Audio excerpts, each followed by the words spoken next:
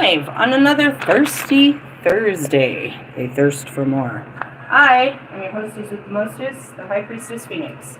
I am your spiritual healer, teacher, shaman, seer, oracle, lightworker, starseed, earth angel, mystic, medium, psychic, witch, yogi, guru, evangelist, North American Sybil. I am your messenger of God, first child of God. That is my loud-ass neighbors. I'm the Lilith reincarnated, and we are here on a Thursday. In order to keep up with me, you had to catch what I posted on my community page and my last lives. Oh, it's about time to post another short too. We'll get to that after this. I watched a movie today that I didn't know existed, which was The Gods of Egypt, and it was really cool. They, leave it to Hollywood to fuck up a good story, but in essence, it was really fun for me because I got to relive life. And then afterwards, I saw this post about past life activation. Now, prior to that, this morning, I was reliving life in hell with all of the fallen angels. And that was fun. And then I watched that, and I was going to do a teaching tonight on Egypt and all of us. But I wanted to talk about something else. Something else happened. Faith is what I want to talk about right now. As I'm looking up the tower. Faith. Where's your faith? So, it's been a series of unfortunate events throughout the building today, and you have to go back to catch my video. I had unleashed 17 inner demons upon mankind. What happened after that? 3 people got kicked out. There was a raid of 6 cops, and apparently the Salvation Army came out and made a public announcement that they were pulling out their contract for not just this shelter, but 2 others. What do you mean contract? Ta-da! All hell broke loose is what that says. So I'm reading it. I'm sitting outside with Morgan and I read it. It's I saw them. I was in my car. I saw the news crew in the parking lot. I called Morgan. I was like, something's going on, Morgan. There's a bunch of freaking white suits and all of the staff are going outside. What happened today? I imagine at their luncheon, they were informed that as of December 31st, they will be unemployed. Talk about towers. That's exactly what happened to the girls that were sitting next to me. They started panicking. And that's where I say this. Where's your faith? That's exactly what they started panicking about, right? They didn't let me read that's how quick you are to panic. People are to panic. So I tell her, I'm sitting there and I'm scrolling, I'm like, oh shit, the Salvation Army's closing our shelter, or pulling out of our shelter, and 2 other ones. And they start panicking right away, and I'm like reading it and stuff, and the city council says that they're just going to come in with other, I don't know what word they use, providers, is what happened. But at that moment, they're all freaking out, and now it's serious and all of this shit. And it's serious, it is. But all I see is the pattern. I see the truth. I see what's happened. All hell broke loose today, is what you could say. But what is it? Well, as I started reading the news report, the city council was already after the Salvation Army. They had granted them all this money to expand their power. In essence, they only ran the freaking shelters downtown, the typical, overnight shelters. And then when the city decided to start this program, Denver, not just Denver, but Colorado decided to start these programs, Salvation Army was the first to sign up to, we'll run the program, give us the funding. Well, that they haven't been running the program so well. And that would explain why the news reporter was here a couple weeks ago asking us so many questions after that girl fell off of the 6th floor. Come to find out, their other shelter had multiple shootings and a sexual assault by one of the staff. Lovely, isn't it? So it's no wonder why Salvation Army has lost their contract to work with us. It doesn't mean that the city has lost its funding for our shelter systems. It just means they no longer want Salvation Army running it. But the girls didn't hear that. They can't hear. Why? Because they fear. In 2 seconds, I had Morgan say, fuck, I gotta fix my car. And the other girl's like, I gotta call my grandma. It's like, now it's serious? What is serious? I don't know, exactly. So, it was quite interesting to me how I watched the dominoes fall today. Right? It was just exactly what, and you could say it was my fault, but they had already made decisions to do this. You know what I mean? As far as the people that were put out, they were put out to all different stories. It was Frankie. Frankie's mom got put out today. She had till noon to get out. And that's terrible, dude. I told you this story. When they came up, I was like, I couldn't stand them sitting there all day drunk and high and keeping that kid strapped to a fucking car seat all day. And how convenient, as soon as it's time to go, they got their little drunk friend and they're packed up and they're going somewhere. And that's what they said, is these people use this as, you know what I mean? They're abusing the system, bro. And so I heard all kinds of crazy shit from security before we had read that. Security was telling me what happened all day. And I just want to point out, like, it's not coincidence by no means. It's judgment. It's justice. And they're all scared about it because they won't be able to, you know what I mean, things won't be the same way they are. I see change ahead. That's good. I see a new year. Did you hear that? As December 31st, the way that this is run, they just became aware of it as of today.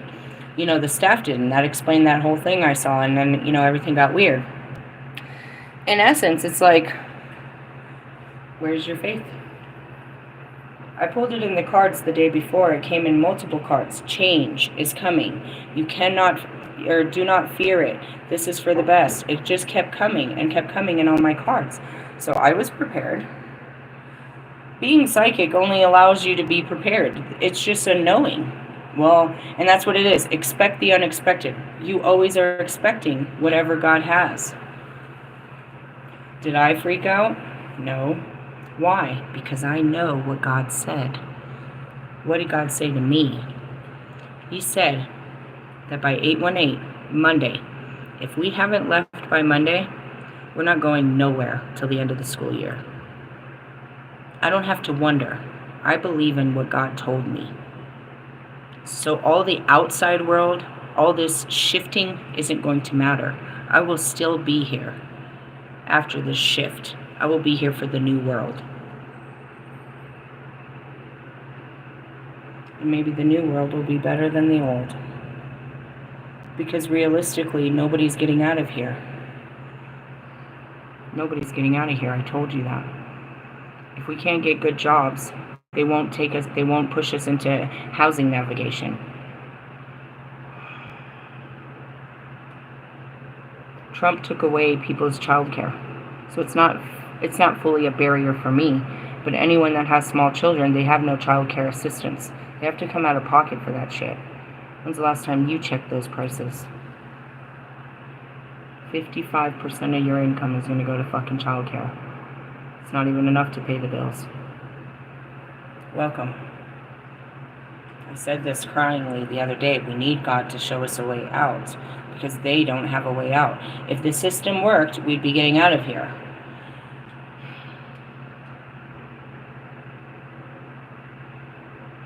So, I mean, all they can do for you is help you pay in move-in costs to get you in.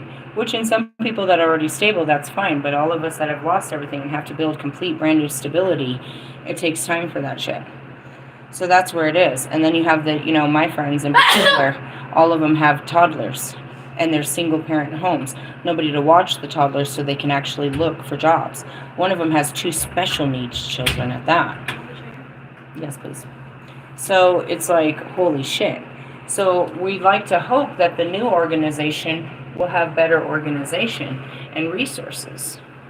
But basically, it's just like a housing unit at this point. They can't really give you, you know what I mean? And that's where, they weren't operating properly. And again, I had seen this before.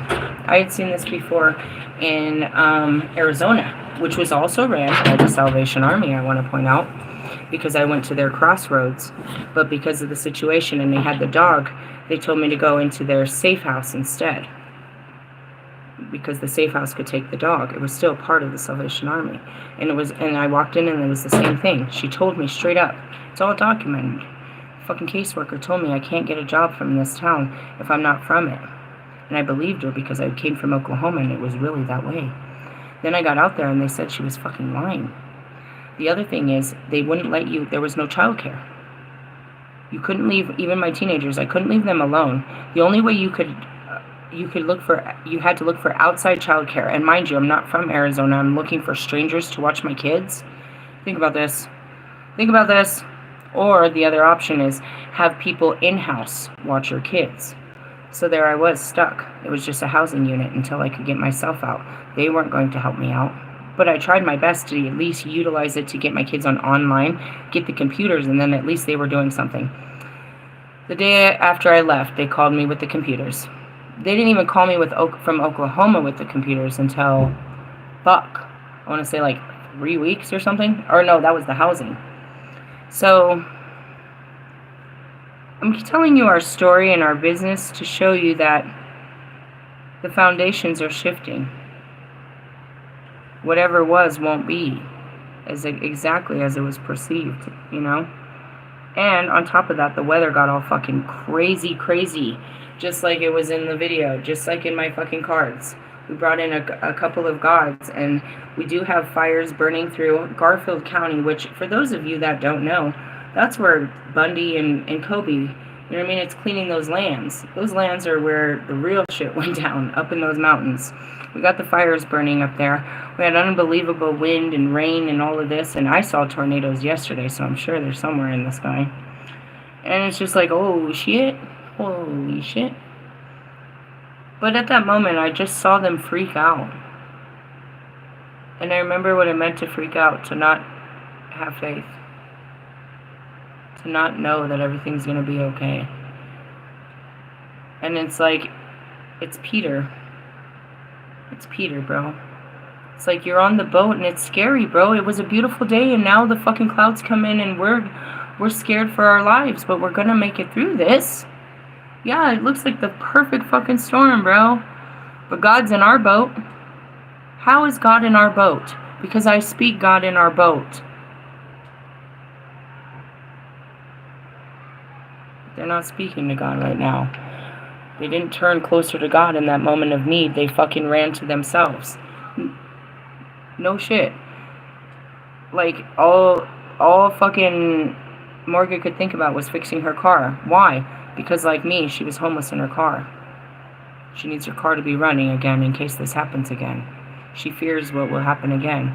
If she gives it too much, it will happen again. If she prepares for it, then so shall it be. She's making her bed, and so shall she lay in it. I didn't have a time to talk to her. You're destined to sleep in it. Exactly, and I didn't have a chance to talk to her about it before I came up the elevator because her and that other girl were chasing their daughters all crazy. I'm going to try to stop her from manifesting something, but you can't stop someone once their fear is ignited. It doesn't matter if I tell her everything's going to be okay. If she doesn't know it, then she's going to act on that fear, and she's going to create the very thing she's afraid of, which she's preparing for. She's going to prepare for them putting her out, so then it'll happen.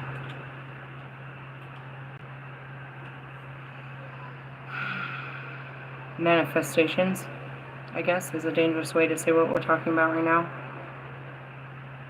You can see, you only have so much power.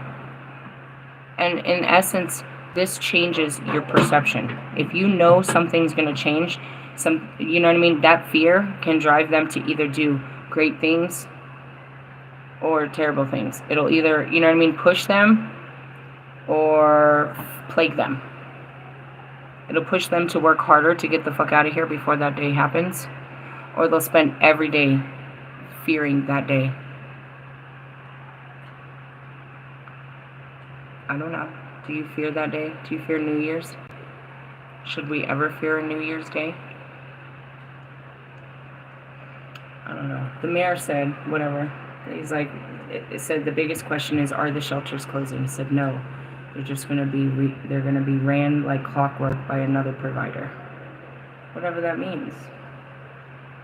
So, and that's usually what happens with a failing business. You take what works and you come in and you fine tune it. And I told you, this happens everywhere I go. Like, it's called a rebrand, a revamp, fucking, what do they call it? All these stupid fucking words, bro. I'm always there in the destruction. Why? So it can be built on hope and faith. so it can be built on a better foundation. Truthfully. But anyways, yeah, that's what happened today. And I wanted to share the story because it really happened to do with, if you read those cards, bro. If you read those cards with me this morning, like, holy shit. Yeah, bro. Yeah, bro. What it do in your neighborhood? What's in your news? What's going on out there? Who else is losing? Who else is losing? It's not about holding on tight. It's about being okay with loss, change, letting go. I could fear, like everyone else, like, what am I going to do? I got to do something. It's all up to, they're never going to help me. I don't know what's going to happen. I don't have that mindset, but I understand that mindset. But I know God, and I know He'll show me, and He'll lead me. And I promise, He told me. He told me, if He doesn't get me out of here, and that's what I said, this could either be a blessing or a curse.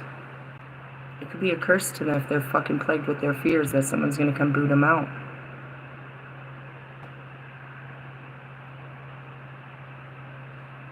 It's not that it couldn't happen to me, but we've been booted out.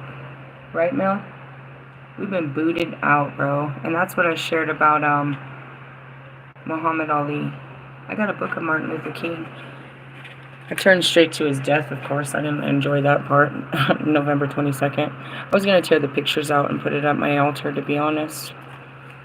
Muhammad Ali said, you know, I'm always booed.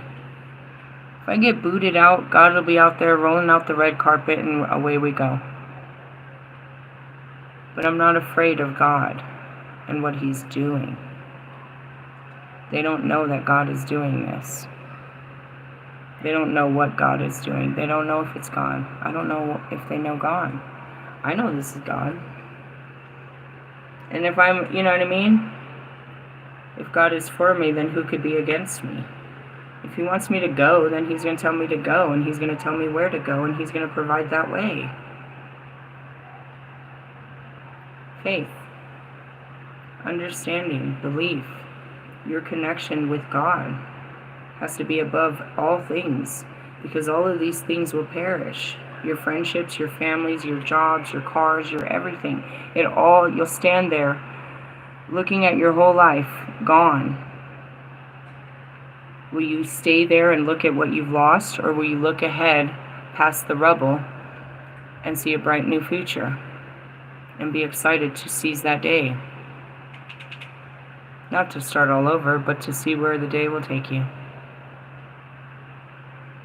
Welcome to the journey into the unknown. You're not supposed to know. It's a surprise. Be careful what you co-create. What's behind the curtain is based on your thoughts. Really? As the master manifester, I have to teach you this in all ways.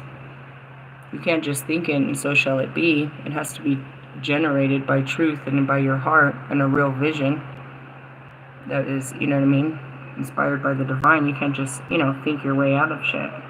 If that was the case, you my friends, all of you would have thought of a great way to be retired and rich and happy and sexy and healthy forever. You would have figured out immortality at this point if you had all the answers, or if anybody did. Again, the knowing is only to prepare you. You can't stop what will be. You can just blow through the test gracefully. If you know that it's nothing more than a test. This is a test of the National Broadcast System. How's it going over there in my European fucking following? What's it looking like over there? Watch us Americans burn. You're gonna love this. You've been waiting years. And the whole world's been waiting years for this one. You fucking Americans. Do you know how bad we've been to the world? Do you know how bad Americans have been to the world, to cultures and to races? So mean. I'm not my heritage, but there was, we had some good apples in all of this orchard. I'll tell you what. Don't worry, God's gonna burn down the unjust, and everything will be okay again. But yeah, that's where it kind of is. And I just wanted to talk about it. I was like, girls, don't go running your mouths. Don't panic everybody. Don't panic everybody. Let them send out that little letter of, it was great being of service to you, but, blah, blah, blah, blah, blah, blah, blah. Dude, realistically, there's a lot of people that work here that are going to lose their jobs. How much time did they give them? What is it, August, September, October, November, December? They gave them 4 months. And that's what they were talking about, severance pay and all of this shit for all these people. It must have been nice. I don't know. The miracle of Montgomery. Martin needed that new strength very soon. 3 nights later, while he was at the meeting, he received some terrible news. His house had been bombed. The whole front had been blown away. Martin raced home, thinking of only one thing. Coretta, Yoki. Were they all right? Luckily, they were. Coretta had been in the living room when she heard a thud in the front porch. She thought someone had thrown a brick, and it had happened before, but she decided to go to the back of the house anyways. When the bomb exploded, she was safe. Damn, bro.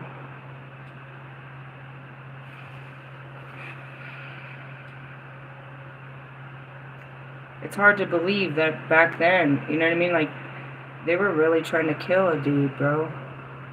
Why? Because he was spreading a message of love.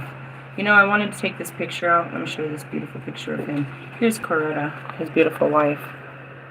Right? This right here. I want this picture at my altar. First off, there's that Holy Bible. He was reverend among all things.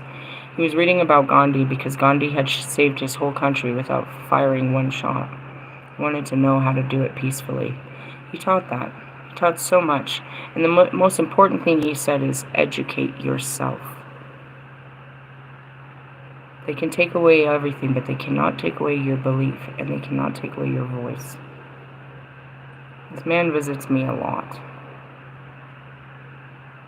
Imagine, he's just trying to spread the good word, and they're trying to kill him.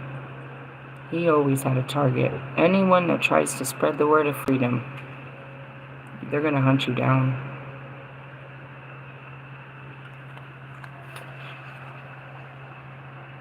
Crazy story, right? What if he would have lost his wife and child?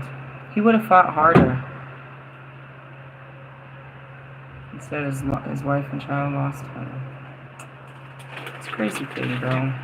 It's just, you look back at it, it's like, times are no better. It's just time. It's just time. Even reliving the Egyptian time and shit, it's like the slaughter of man over power and resources, fucking gold and trinkets. It was never about equality. It was about dominion. All those that stood for equality, bro. We outnumber them now. Anyways, I don't know. I tried to turn to that, and it's like, damn, then there's his story. I get mad at God for the chosen ones, bro. The chosen ones suffer in such ways, bro. You were chosen to go through the fire. Just sucks. But anyways, I wanted to share that story. I will do a teaching later. I haven't even had dinner. I was just outside chilling, and that hit me, and I watched everything happen, and I just felt that I should show you that nothing is the only constant in life is change. And so every bit of change that comes at you, you can fear it and do everything you can to prepare for the worst. But in doing so, you're really calling in the worst. Or you can embrace it and do everything you can to be ready for this new change. I saw it as a good thing. It's New Year's. I saw it as a good thing. It was like we'll have new ownership on the new year. It'll be a new year, a new home. I don't know. I guess whatever. I like to see the positive instead of the negative because that keeps me going instead of stuck. They're just stuck now, freaking out. I'm gonna stop, Morgan before she does anything, but I can't stop everyone from freaking out. just as well as the fucking, the staff here. And I gotta be honest, bro. I'm on 100%, bro. They're fucking placemats. That's what I call them. There's at least 4 of them that stayed behind a counter on a phone for 8 to 12 hours. Sometimes they make them work doubles. And they literally just sit on their phone. I can't fully show this to you, but I promise you that's what they're paid to do. On the occasion that somebody walks up and needs something, that's fine, but that's all they do. The overnight shift, they literally fall asleep on their phones. All they do, they're placemat employees, and there's a lot of them here. I was like, that'd be the perfect job for me, to just sit around on my phone all fucking day. They are placemat employees, most of them. Now, those are the front of the house people, and then you have your caseworkers. I'll let you talk to all the people about their caseworkers. You know what I mean? And how much, resources they provide, and how much, you know what I mean? How well they're working on helping people get stable housing. When it took me over a month to just get a car part out of them.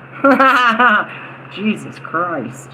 In the essence is, so, this, something had to give.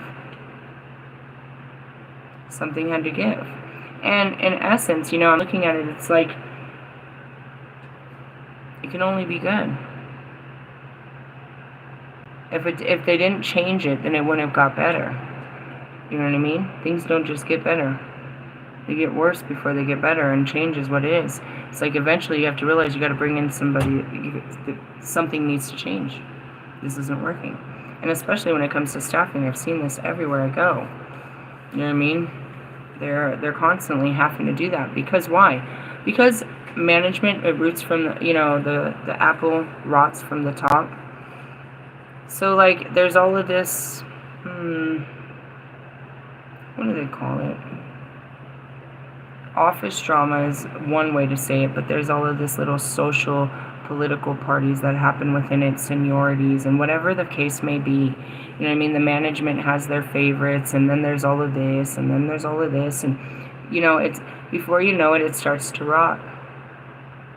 And that's what happened with me at that other job. I couldn't be in a rotten place like this. I couldn't turn my head to the fact that I understand that you're new and that you're trying to keep these running, but this isn't how you do it. You get rid of all the rotten apples. You don't leave a couple of them there and just keep putting new people in there, because now you're breeding more rotten fucking employees. And that goes back to this whole fucking building. You know what I mean? All of the weird shit that I've documented since I got here. That comes down to the fact that the building itself is not being ran properly. As far as that notice that they gave us, that they were checking and doing all this shit, no. I haven't seen any of that go down. Really? Really? So anyways, yeah, I just wanted to share that story with you. It's like, change is afoot. Get ready so you don't get stomped by it, and don't fear the unknown. We don't know what's going to happen. If we did, then that would suck. Then we just can see what's going to happen. You know what I mean? If it's going to be the same old shit, then that sucks. For us, I see a new year. I don't know what you guys see. Hey, I'll catch up with you guys later with a reading. We're going to talk about the Egyptians. Love you. Later. Bye-bye.